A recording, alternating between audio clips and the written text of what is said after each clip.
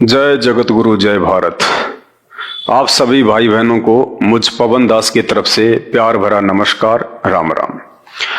भाई और बहनों, एक भजन आप सभी सुनते हैं कि दुनिया चले ना श्री राम के बिना और राम जी चले ना हनुमान के बिना। फिर बहुत सारे लोग ये सवाल भी खड़े कर देते हैं कि यदि ये दुनिया श्री रामचंद्र जी के बिना नहीं चल सकती, नहीं चल रही, तो फिर एक भारत देश को छोड़ के दुनिया के बाकी देश कैसे चल रहे हैं? America, Japan, England, Nigeria, Cambodia, Thailand, Britain, दुनिया भर के देश, और भारत देश से कहीं ज्यादा उनकी आर्थिक जो स्थिति है वो सुदृढ़ है। भारत देश से कहीं ज्यादा वो शिक्षा में आगे हैं। भारत देश से कहीं ज्यादा वो टेक्नोलॉजी में आगे हैं। ऐसा क्यों? ऐसा सिर्फ इसलिए क्योंकि ये दुनिया अभी उस वास्तविक श्री राम से अपरिचित है। हम केवल एक ही राम को जानते हैं, दशरथ पुत्र श्री राम, दशरथ पुत्र श्री राम। त्रेता में कौशल्या के गर्भ से जन्मे श्री राम नहीं, ये वो श्री राम नहीं है जिस श्री राम के बलबूते पे ये पूरी दुनिया चल रही है। ये सारे ब्रह्मांड चल रहे हैं, चांद तारे सितारे सब अपनी अपनी दूरी पर घूम रहे हैं। वो श्री राम कोई और है। कहते हैं राम राम सब जगत बखाने, आदि राम कोई बिरला जाने। राम राम तो सब जानते हैं, दशरथ पुत्र श्री राम, कौशल्या पुत्र श्री राम, त्रेता में जन्मे श्री राम नहीं, उस राम से पहले भी राम था। श्री रामचंद्र जी से पहले तो सतयुग था। सतयुग में भी लोग राम नाम का जाप करते थे, लोग राम की भक्ति करते थे। वो राम कौन है? राम राम सब जगत बखाने, आदि राम कोई बिरला जाने। उस आदि राम की शक्ति से, उस आदि राम के प्रभाव से ये सारी दुनिया चल रही है, ये सारे ब्रह्मांड चल रहे हैं। जिस दिन हमें उस आदि राम की पहचान हो जाएगी, उसके बाद ये श्री राम, दशरथ पुत्र श्री राम, त्रेता युग में जन्मे श्री राम, ये आपको बहुत छोटी सी शक्ति दिखाई देंगे, बहुत छोटी सी, ऊंट के मुंह में जीरे के समान। और वैसे तुलसीदास जी ने तो अपनी चौपाई में बहुत अच्छे से समझा ही रखा है दशरथ पुत्र श्री राम के विषय में कि ये कहां तक की पावर है, कहां तक की ये शक्ति है, कहां तक ये हमारे काम आ सकते हैं। लेकिन हम हिंदुओं की सबसे बड़ी कमजोरी, हम अपने धर्मशास्त्रों से अपरिचित हैं। हमने इन धर्मशास्त्रों को पढ़ने का ठेका केवल एक ब्राह्मण वर्ग को दे दिया कि तुम पढ़ो और हमें समझाओ। और बदकिस्मती से उस ब्राह्मण वर्ग को, जिसको धर्मगुरु कहते हैं, जिसको गुरुजी कहते हैं, उन धर्मगुरुओं को ये शास्त्र समझ में नहीं आए। संस्कृत भाषा तो उनको बहुत अच्छे से आती थी, लेकिन मात्र एक संस्कृत भाषा को जान लेने से धर्म के मर्म को नहीं समझा जा सकता, शास्त्रों में लिखे उन गूढ़ संकेतों को नहीं समझा जा सकता, शास्त्रों में लिखी उन रहस्यमयी बातों को केवल तत्वदर्शी संत को अपना गुरु धारण करने के बाद ही समझा जा सकता है। तो हमारे देश में जितने भी ऋषि मुनि, साधु संत, महात्मा और वर्तमान के धर्मगुरु, जगत गुरु, ये सभी तत्व ज्ञान से अपरिचित हैं, क्योंकि अभी तक इन लोगों को सृष्टि रचना का ज्ञान नहीं है। और जब तक हमें सृष्टि रचना का ज्ञान नहीं होगा, तब तक हम किसी भी धर्मशास्त्र को नहीं समझ सकते, चाहे हम कितना ही कोशिश करें, कितना ही हम प्रयत्न करें। और ये सृष्टि रचना आज केवल एक धर्मगुरु ने, एक जगत गुरु ने, एक तत्वदर्शी संत ने समझाई है, और उनका नाम है जगत गुरु तत्वदर्शी संत रामपाल जी भगवान। परमपिता परमात्मा, सारी सृष्टि के रचनहार, कुल मालिक, असंख्य ब्रह्मांडों के स्वामी, जगत गुरु, तीनों लोकों में प्रवेश करके सबका पालन पोषण करने वाले राजाधिराज, आत्माधार, नाथों के नाथ, देवों के देव महादेव, सर्वेश्वर महेश्वर, मृत्युंजय, अजरो अमर, आदि अनादि, सनातनी प्रभु, जगत पिता जगदीश्वर, 1008 की उपाधि के वास्तविक अधिकारी, अकाल मूर्त, शब्द स्वरूपी राम, वासुदेव, सर्वगतम ब्रह्म, परम पूज्य, प्रथम पूज्य, परम पुरुष, परम संत, परम दयालु, परम धनी, जगत का तारणहार, जगत का मुक्तिदाता, अल्लाहू अकबर, अल्लाह ताला, संत शिरोमणि सतगुरु रामपाल जी भगवान के चरण कमल में आप और हम सभी लाइव देख रहे भाई बहनों का अनंत कोटि दंडवत प्रणाम। जिस दिन हम उस तत्वदर्शी संत के सत्संग सुनना शुरू कर देंगे, संत रामपाल जी भगवान के यूट्यूब पे जाके तत्व ज्ञान युक्त सत्संग सुनना शुरू कर देंगे, उस दिन हमें भारत देश के नहीं दुनिया भर के जितने भी सदग्रंथ हैं चंद सेकंडों में समझ में आ जाएंगे कि ये सदग्रंथ कहना क्या चाहते हैं, इनमें क्या छुपा हुआ है। वो छुपी हुई वस्तु, वो सार, वो मूल ज्ञान आज तक हमारे धर्मगुरु सतयुग से लेके वर्तमान समय तक जो अपने आप को संस्कृत के प्रकांड ज्ञाता समझते थे, वो भी नहीं निकाल पाए। और जब वो खुद ही नहीं समझ पाए तो आप और हमें वो कहां से समझा देते। तो तुलसीदास जी ने बड़े ही प्यारे ढंग से अपनी एक चौपाई में दशरथ पुत्र श्री रामचंद्र जी की शक्ति और योग्यता के विषय में बहुत अच्छे से समझा रखा है। तो चलिए आज हम वीडियो की शुरुआत करते हैं उसी चौपाई से। तुलसीदास जी कहते हैं, एक राम दशरथ का बेटा, एक राम घट घट में लेटा, एक राम का जगत पसारा, और एक राम है सबसे न्यारा। यहां पे तुलसीदास जी ने 4 राम बताए हैं। 4 राम कौन कौन से? एक राम दशरथ का बेटा। एक राम तो वो है जो विष्णु के अवतार हैं, जो त्रेता युग में आए थे और ना जाने वो कितनी बार आ चुके हैं। उनका जन्म और मरण होता है, वे जन्म और मृत्यु में हैं, वे अविनाशी नहीं हैं, वे परमात्मा नहीं हैं, वे भगवान नहीं हैं, वे सारी सृष्टि को रचने वाले नहीं हैं। ये आप और हमारी तरह एक जीव हैं, एक व्यक्ति हैं, एक इंसान है जो आज विष्णु की पोस्ट पे बैठे हुए हैं। और जब इनके पुण्य नष्ट होंगे, ये विष्णु की पोस्ट से उनके पिता शैतान के द्वारा उतार दिए जाएंगे और फिर ये अपना कर्म भोगने के लिए वापस इसी पृथ्वी लोक पे आएंगे। आप और हमारी तरह आम व्यक्ति भी बनेंगे, भिखारी भी बनेंगे, ये गरीब भी बनेंगे, राजा और सेठ भी बनेंगे और फिर 84 लाख योनियों में भी जाएंगे। तो कहते हैं एक राम दशरथ का बेटा, जिसे अनजाने में लोग समझते हैं कि यही राम है, यही परमात्मा है, यही भगवान है। नहीं, ये तो तुलसीदास जी की चौपाई के पहले राम है, सबसे छोटे राम है। एक राम दशरथ का बेटा, एक राम घट घट में लेटा, एक राम जो सबके घट में है, जो सबके शरीर में है। क्या है वो राम? वो है हमारी आत्मा, हमारे प्राण। राम का मतलब क्या होता है? राम का मतलब होता है शक्ति। ये शक्ति का सूचक है, राम यानी शक्ति। जबकि दशरथ पुत्र श्री रामचंद्र जी के तो सिर्फ शरीर का नाम राम था, शक्ति का नाम राम नहीं था। केवल उनकी बॉडी का नाम था राम। राम शब्द केवल उनकी पहचान थी। राम कोई मंत्र नहीं है, राम कोई पूजा का जो है वो शब्द नहीं है।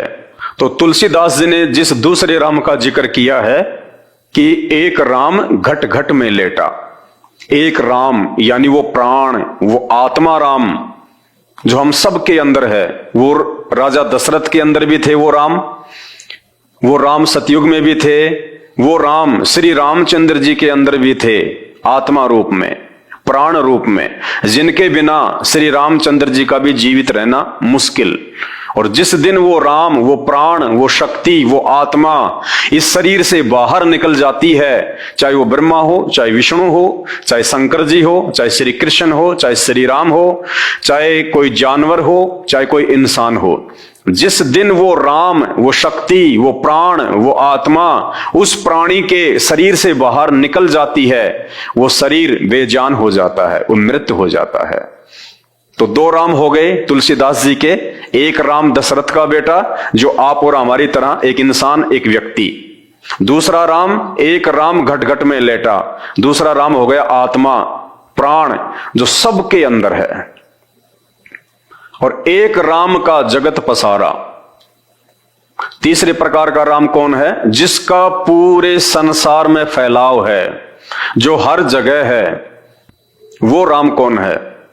एक राम का जगत पसारा, वो राम है शैतान, काल, ब्रह्मा विष्णु महेश का पिता, दुर्गा का पति, मुसलमान भाई जिसको अपना अल्लाह कहते हैं, हिंदू जिसे अपना भगवान कहते हैं, वो भगवान जो दिखाई नहीं देता, निराकार, वो है शैतान, काल।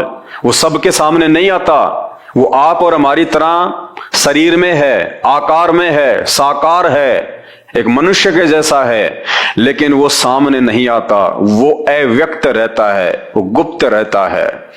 कारण उसको एक भयंकर श्राप लगा हुआ है।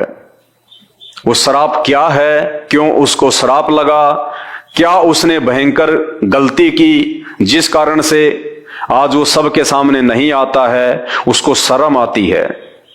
उसके लिए आपको YouTube पे जाके सर्च करना पड़ेगा, सृष्टि रचना संत रामपाल जी भगवान। जब तक आप ये सृष्टि रचना नहीं सुनेंगे संत रामपाल जी के मुख से, तब तक आप किसी भी धर्म को, किसी भी भगवान को, किसी भी शास्त्र को नहीं समझ पाएंगे। क्योंकि सृष्टि रचना सभी धर्मों को, सभी शास्त्रों को, सभी भगवानों को समझने का मूल मंत्र है। जिसको सृष्टि रचना समझ में आ गई कि ये शैतान कौन है, ये दुर्गा कौन है, ब्रह्मा विष्णु महेश कौन है, 33 करोड़ देवी देवता कौन है, दानव क्या है, मानव क्या है, चांद तारे सूरज ग्रह उपग्रह ब्रह्मांड पिंड खंड, ये 84 लाख प्रकार की योनियां, ये सब क्या हैं, क्यों बनाई गई, क्या आवश्यकता पड़ी थी, ये 84 लाख प्रकार की योनियां क्यों बनी, क्यों बनाई गई, ये सारा का सारा विवरण आपको सृष्टि रचना में सुनने को मिलेगा। और उसके बाद आपको दर बदर इन सभी देवी देवताओं की, इन भगवानों की, ब्रह्मा विष्णु महेश की और उनके अवतार श्री राम और श्री कृष्ण की, इन सब की औकात का, इनकी शक्ति का, इनके सामर्थ्य का चुटकियों में पता चल जाएगा कि वास्तव में असली राम कौन है, असली श्री राम कौन है और असली आदि राम कौन है। तो तीसरे प्रकार का राम जो तुलसीदास जी ने बताया कि एक राम का जगत पसारा, एक राम, ये शैतान, ये काल, जिसका तीनों लोकों में, 21 ब्रह्मांड में, यहां नीचे की सृष्टि में, क्योंकि इससे ऊपर तो और बहुत सारी रचना है, बहुत सारी जो है सृष्टि है, बहुत सारे लोक हैं, लेकिन इस काल भगवान ने, जिसको हम लोग निराकार कहते हैं, इसने उस परमपिता परमेश्वर आदि राम कबीर देव की भक्ति करके, तपस्या करके इसने 21 ब्रह्मांड प्राप्त किए हैं। तो ये केवल 21 ब्रह्मांड का राम है। तो ये है वो राम जिसको हम निराकार कहते हैं, जिसको तुलसीदास जी ने तीसरे प्रकार का राम कहा है कि एक राम का जगत पसारा। उस राम की शक्ति, उस शैतान की शक्ति, उस काल की शक्ति 21 ब्रह्मांड में सबके ऊपर है। उससे ऊपर ना श्री राम है, ना श्री कृष्ण है, ना ये ब्रह्मा विष्णु महेश है, क्योंकि ब्रह्मा विष्णु महेश तो उसके पुत्र हैं, और ना उस राम से ऊपर, उस निराकार, उस अव्यक्त, उस शैतान रूपी राम से ऊपर ना ही ये दुर्गा है, क्योंकि दुर्गा उसकी पत्नी है। दुर्गा उसके अधीन होकर सारे काम करती है। उसी राम रूपी शैतान की कुप्रेरणा से नारद ने विष्णु भगवान को श्राप दिया। वो श्राप भोगने के लिए वो त्रेता युग में रामचंद्र रूप में आए। उसी राम रूपी शैतान के कुप्रेरणा के कारण कैकेयी ने राजा दशरथ से एक वरदान मांगा था, और समय आने पर रामचंद्र जी को 14 वर्ष का वनवास हुआ। उसी राम रूपी शैतान की कुप्रेरणा से फिर रावण ने सीता का अपहरण किया, और उसी राम रूपी शैतान की कुप्रेरणा से फिर रामचंद्र जी ने वानर सेना के साथ में लंका पे चढ़ाई की, और 18 करोड़ लोग सीता जी को वापस अयोध्या लाने के लिए मरवा दिए गए। और उसी राम रूपी शैतान की कुप्रेरणा से उस धोबी ने सीता जी के विषय में, रामचंद्र जी के विषय में कुशब्द कहे, और उसी राम रूपी शैतान की कुप्रेरणा से दशरथ पुत्र श्री राम ने अपनी पत्नी सीता को, जो गर्भवती थी, उसको अयोध्या से जंगल में निकाल दिया। और उसी राम रूपी शैतान की कुप्रेरणा से सीता धरती में समाई और श्री रामचंद्र जी ने सरयू नदी में समाधि लेके अर्थात दर्दनाक मौत को स्वीकार किया। वो राम, वो तीसरे नंबर का राम।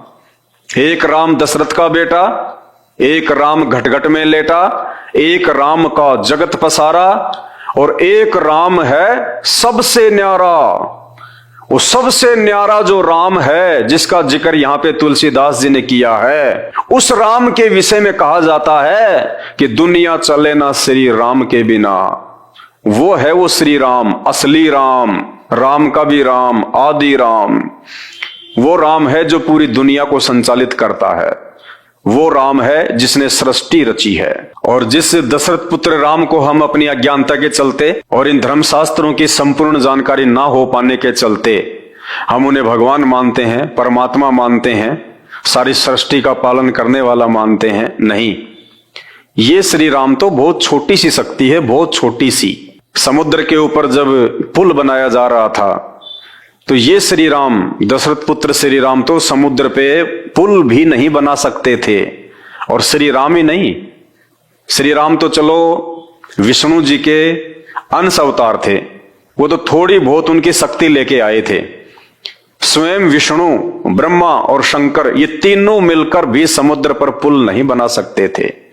इनमें भी सामर्थ्य नहीं था, इनमें भी वो शक्ति नहीं थी कि ये तीनों मिलकर भी समुद्र पर पुल बना सकते।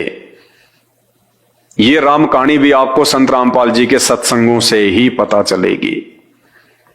श्री रामचंद्र जी अगर समुद्र पर पुल बनाने में सक्षम होते तो श्री रामचंद्र जी 3 दिनों तक घुटनों पानी में खड़े होके समुद्र के आगे हाथ जोड़ के ये प्रार्थना नहीं करते कि समुद्र देव मुझे रास्ता दो, समुद्र देव मुझे रास्ता दो। 3 दिन तक उनको पानी में खड़ा होके हाथ जोड़ने की आवश्यकता नहीं थी। अरे आप कहते हो तो भगवान हैं, ये तो राम है, ये तो देवों के देव हैं, इन्होंने तो पूरी सृष्टि रची है। तो वो भगवान, वो देवों का देव, वो राम, वो महादेव एक समुद्र देवता के आगे हाथ क्यों जोड़ेगा? एक छोटे से देवता के आगे हाथ क्यों जोड़ेगा कि मुझे रास्ता दो, मुझे रास्ता दो? और वो उसकी सुन भी नहीं रहा। तो ये कहां से राम हो गए, कहां से भगवान हो गए, कहां से ये परमात्मा हो गए? अभी हमें राम, परमात्मा और भगवान की तो परिभाषा का भी नहीं पता है। और यही कारण है हिंदू धर्म का विश्व में तीसरे नंबर पे होने का, क्योंकि अभी तक हम उस आदि राम की पहचान नहीं कर पा रहे। हम तो नकली राम की भक्ति में लगे हुए हैं। आज आपको बताते हैं हमारे ही हिंदू धर्म के प्रमाणित शास्त्रों से कि वास्तव में आदि राम कौन है। और समुद्र के ऊपर पुल दशरथ पुत्र श्री रामचंद्र जी ने बनाया था, या हनुमान जी ने बनाया था, या किसी और ने बनाया था। यह हनुमान अंक है, गीता प्रेस गोरखपुर से यह प्रकाशित है और लगभग इसको 50 वर्ष हो चुके हैं। आपको इसी से दिखाते हैं। श्री हनुमान अंक है, गीता प्रेस गोरखपुर से यह प्रकाशित है और इसमें पेज नंबर 301 है। श्री हनुमान चरित सेतु निर्माण का यहां पे जिक्र किया गया है। सेतु निर्माण, और क्या कहा गया है? सर्वप्रथम भगवान श्री राम ने लंका में पहुंचने का मार्ग मांगने के लिए 3 दिनों तक समुद्र से प्रार्थना की। दशरथ पुत्र श्री रामचंद्र जी ने लंका पहुंचने के लिए 3 दिनों तक हाथ जोड़ के समुद्र से, एक देवता से, अपने नौकर से हाथ जोड़ के उन्होंने प्रार्थना की। अब यदि यही श्री राम, यही दशरथ पुत्र श्री राम यदि भगवान है, परमात्मा है, सारी सृष्टि का रचनहार है, सबसे ऊपर का भगवान है, इनसे बढ़ के और कोई परमात्मा नहीं है, तो भाई परमात्मा को किसी के आगे हाथ जोड़ने की आवश्यकता नहीं पड़ती है। जबकि यहां दशरथ पुत्र श्री राम मार्ग मांगने के लिए 3 दिनों तक समुद्र से प्रार्थना की, किंतु मूढ़ जल निधि पर विनय का कोई प्रभाव न पड़ते देखकर वे कुपित हो गए, क्रोधित हो गए 3 दिन के बाद में श्री राम। भाई ये भगवान के लक्षण नहीं है, साधुओं के लक्षण नहीं है, परमात्मा के लक्षण नहीं है। परमात्मा कभी भी कुपित नहीं होते। जब वो साधु रूप में आते हैं, जब वो संत रूप में आते हैं, जब वो दुनिया को एक शिक्षा देने के लिए आते हैं, वो परमात्मा कभी भी कुपित नहीं होता है, वो क्रोध में नहीं आता है, वो आंखें लाल नहीं करता है आप और हमारे जीवों की तरह। फिर क्या अंतर हुआ उस भगवान में और हम जैसे दो कोटि के जीवों में? हम भी तो बात बात के ऊपर यदि कोई हमारी बात नहीं मानता है, हम भी तो जो है आंखें लाल कर लेते हैं, हम गुस्से में आ जाते हैं। और यही काम हमारे भगवान ने किया। जब समुद्र ने रास्ता नहीं दिया तो आंखें लाल कर ली। ये भगवानों के लक्षण नहीं होते, भगवान के लक्षण कुछ और हैं। संत रामपाल जी के सत्संग सुनेंगे तब पता चलेगा। किंतु मूढ़ जल निधि पर विनय का कोई प्रभाव न पड़ते देखकर वे कुपित हो गए, क्रोधित हो गए। उनके विशाल नेत्रों में लालिमा छा गई, विशाल नेत्रों में लालिमा छा गई। सुनने में बड़ा प्यारा लगता है, लेकिन इसका जो मीनिंग है वो ये है कि उनकी आंखें जो है राक्षसों की तरह गुस्से से लाल हो गई, क्रोधित हो गए, मरने मारने को तैयार हो गए। ये स्वभाव भगवान का नहीं होता, ये गुण राम के नहीं होते, ये एक इंसान के होते हैं, एक जीव के होते हैं। और वो भी वो इंसान, वो जीव जिसको आध्यात्मिक ज्ञान नहीं होता है, जिसको तत्व ज्ञान नहीं होता है, वो आंखें लाल करता है, वो अपने आपे से बाहर हो जाता है। जबकि श्री राम को तो आप भगवान कहते हैं, परमात्मा कहते हैं, और इनकी भी आंखें लाल हो गई जब इनकी बात किसी ने नहीं मानी। तो इनमें और हमारे में कोई ज्यादा अंतर नहीं है। उनके विशाल नेत्रों में लालिमा छा गई और उन्होंने ब्रह्मदंड के समान भयंकर वाण को अभिमंत्रित करके अपने श्रेष्ठ धनुष पर चढ़ाकर खींचते हुए कहा, आज समस्त प्राणी रघुकुलोदव राम का पराक्रम देख लें। और क्या कहने लगे, मैं समुद्र को अभी सुखा देता हूं, फिर हमारे कोटि कोटि वीर वानर भालू पैदल ही इसे पार कर जाएंगे। मैं अपने बाण से अभी समुद्र को सुखा देता हूं, फिर हमारे जो वीर सैनिक हैं, भालू बंदर, ये लंका को चले जाएंगे, समुद्र पार कर लेंगे। श्री रामचंद्र जी को, दशरथ पुत्र राम को क्या इतना भी ज्ञान नहीं है कि समुद्र की जो गहराई है वो अथाह होती है? अगर वे अपने बाण से समुद्र का पानी भी सुखा देते तो पहली बात तो वो कितने जीवों की हत्या कर देते। अनगणित समुद्र में जो जीव हैं, जो पानी के ऊपर निर्भर रहते हैं, कितने जीवों की हत्या हो जाती, कितनी मछलियां जो है वो तड़प तड़प के मरेंगी। तो ये साधुओं के लक्षण होते हैं, ये भगवान के लक्षण होते हैं। अरे भगवान जीवन दान देता है या किसी का जीवन लेता है अपने स्वार्थ के लिए, क्योंकि इनका स्वार्थ था समुद्र पे वो पुल बनाना, लंका में जाना, श्री राम का स्वार्थ था। और स्वार्थ क्या था? अपनी पत्नी को वापस लेके आना।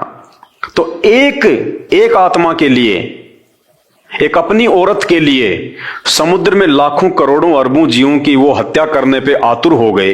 ये भगवान के लक्षण होते हैं, ये परमात्मा के लक्षण होते हैं? नहीं। और वैसे भी उसके बाद समुद्र में इतना गहरा खड्डा हो जाता, उनकी सेना फिर भी लंका में नहीं जा सकती थी। तो उनको इतनी भी कॉमन सेंस नहीं थी कि अगर पानी सुखा भी दिया तो समुद्र की गहराई का तो और छोर है ही नहीं, फिर कहां से सेना चली जाती? बताइए, देखते जाइए आगे। अचिंत्य शक्ति संपन्न महाभाव श्री राम के धनुष की प्रतंचा खींचते ही पृथ्वी कांपने लगी, पर्वत डगमगाने लगे और सूर्य देव की उपस्थिति में ही आकाश तथा दसों दिशाओं में अंधकार फैल गया। अंतरिक्ष से कर्कश ध्वनि के साथ वज्रपात होने लगे, समुद्र क्षुब्ध हो उठा और वह भय के कारण मर्यादा त्याग कर अपने तट से 1 योजन आगे बढ़ गया। मत्स्य और मकर आदि जल जंतु व्याकुल हो गए। तब जम्बू नद नामक सुवर्ण निर्मित आभूषण धारण किए स्त्रीगद वैदुमरियमणि के समान दिव्य श्याम रूपधारी समुद्र हाथों में अपने ही अंतः स्थल में स्थित दिव्य रत्नों का उपहार लिए सीतापति श्री राम के सन्मुख उपस्थित हुआ। सागर ने अपरिसीमित शक्ति संपन्न प्रभु के चरणों में। अब देखिए श्री रामचंद्र जी को क्या कहा जा रहा है, सागर ने अपरिसीमित शक्ति संपन्न, अपरिसीमित शक्ति संपन्न यानी जिसकी शक्ति का कोई वारन पार ही नहीं है, जिसके बराबर शक्ति किसी और में हो ही नहीं सकती। बताइए, झूठी बढ़ाई कर रहा है ये सागर डर के मारे। अगर इतने ही बड़े शक्तिशाली थे तो 3 दिन तक हाथ जोड़ के क्यों खड़े थे? अपनी शक्ति का इस्तेमाल करते और समुद्र पर अपने बाणों से पुलिया बना देते, पूरी सेना को पार कर देते। या फिर जैसे मेघनाथ रावण का पुत्र अपनी लाखों करोड़ों की सेना को अपनी सिद्धि शक्ति से, अपनी शक्ति से आकाश में उड़ा के, और जिसने देवराज इंद्र के ऊपर धावा बोल दिया था और इंद्र को हरा दिया। इंद्र वहां से भागकर जंगलों में छुप गया और उसके बाद में बड़ी मुश्किल से इंद्र ने अपनी बेटी सुलोचना की शादी रावण के पुत्र मेघनाथ से की, फिर अपना पीछा छुड़वाया। तो भैया श्री रामचंद्र जी से ज्यादा शक्ति, ज्यादा पावर तो रावण के पुत्र मेघनाथ में था, इंद्रजीत में था। उसने अपनी शक्ति से अपनी सेना को उड़ा के आकाश में ले गया, इंद्रलोक में ले गया। जबकि यहां तो भाई साहब खाली एक पुड़िया ही पार करना था, आकाश में भी नहीं जाना था। 100-150 किलोमीटर की बात थी। तो श्री रामचंद्र जी तो रावण के पुत्र मेघनाथ के जितने भी शक्तिशाली नहीं थे, उनमें तो इतनी भी शक्ति नहीं थी। मेघनाथ तो इंद्रलोक में अपनी सेना ले गया उड़ा के, और श्री रामचंद्र जी ये दशरथ पुत्र एक समुद्र को भी पार नहीं करवा पाए अपनी सेना को अपनी शक्ति से। तो ये अपरिसीमित शक्ति के धनी नहीं थे, इनकी शक्ति जो है वो सीमित थी, एक लिमिट थी। जैसे एक तो 0 वाट के बल्ब होता है और एक होता है 100 वाट का बल्ब और एक होता है मरकरी। तो ये 0 वाट के बल्ब की तरह थे, इनमें वो शक्ति नहीं थी जो शक्ति वास्तव में उस परमात्मा में होती है, भगवान में होती है। सागर ने अपरिसीमित शक्ति संपन्न प्रभु के चरणों में अनुपम उपहार रखकर उन्हें साष्टांग प्रणाम किया। अब सागर तो दंडवत करेगा ही, वो तो महिमा गाएगा ही, क्योंकि श्री रामचंद्र जी ने आंखें लाल करके बाण जो तैयार कर रखा था। तो डर के मारे तो भाई साहब ये कहावत है कि मुसीबत में तो गधे को भी बाप बनाया जाता है। तो ऐसे ही इस सागर ने श्री रामचंद्र जी के आगे हाथ जोड़े, आपकी शक्ति अपरंपार है, उसके लिए रतन आभूषण हीरे मोती उपहार लेके आया उनको शांत करने के लिए। फिर उसने अत्यंत विनय पूर्वक स्तुति करते हुए कहा, प्रभु सृष्टि रचना के समय आपने ही मुझे जड़ बनाया था, अतएव मेरी जड़ता पर दृष्टि न डालकर कृपा पूर्वक मुझे अक्षमा प्रदान करें। अब वो समुद्र क्या कह रहा है कि हे प्रभु, हे भगवान, जब आपने सृष्टि बनाई ना तब आपने मुझे जड़ बनाया था। जड़ का मतलब जो हिल नहीं सकता, जो चल नहीं सकता, जो किसी की बातें सुन नहीं सकता। जैसे हम लोग मूर्ति पूजा करते हैं, मूर्ति पूजा को कहते हैं जड़ पूजा, यानी वो मूर्ति ना चल सकती, ना बोल सकती, ना सुन सकती, ना देख सकती, ना आशीर्वाद दे सकती, उसको कहते हैं जड़। तो समुद्र कह रहा है कि प्रभु आपने मुझे जो है वो जड़ बनाया था, इसमें मेरी कोई गलती नहीं है। तो क्या श्री राम को नहीं पता था इस बात का? वो समुद्र श्री राम को याद दिला रहा है कि जब आपने सृष्टि बनाई थी तब आपने मुझे जो है वो जड़ बनाया था, इसलिए आप मेरे ऊपर गुस्सा ना करें। तो बताओ, भगवान खुद ही भूल गया उसको बना के कि मैंने इसको चेतन बनाया था या मैंने इसको जो है वो जड़ बनाया था। और अगर समुद्र को भगवान ने यदि जड़ बनाया था तो बाण दिखाते ही वो जड़ में चेतना कैसे आ गई? फिर कैसे बाहर निकल के आ गया वो जड़? जब उसको लगा कि ये भी ठोकेगा तेरे को, तब उसमें चेतना आ गई। देखते जाइए आगे। फिर क्या बताया उनको समुद्र ने? आपकी सेना में समस्त शिल्प कला में निपुण नल और नील 2 वानर बंधु हैं। ऋषियों के आशीर्वाद से इनके स्पर्श कर लेने से बड़े बड़े पर्वत भी आपके प्रताप से जल में तैरने लगेंगे। ये सुंदर और सुदृढ़ पुल का निर्माण करने में पूर्ण समर्थ हैं। समुद्र ने क्या सलाह दी कि भगवान आप ऐसा कीजिए, आपकी सेना में 2 वानर बंधु हैं, नल और नील, और एक ऋषि ने उनको आशीर्वाद दिया हुआ है कि वो अगर पहाड़ को भी हाथ लगा देंगे ना, और उस पहाड़ को भी यदि आप इसमें जल में डालोगे तो वो डूबेगा नहीं, वो तैरेगा। उनको आशीर्वाद मिला हुआ है, आप उनसे अपना काम निकलवा लीजिएगा। अब भाई और बहनों, वो दो वानर नल और नील कौन थे, इस बात का पता आपको उस समय लगेगा जब आप संत रामपाल जी के सत्संग सुनना शुरू करेंगे।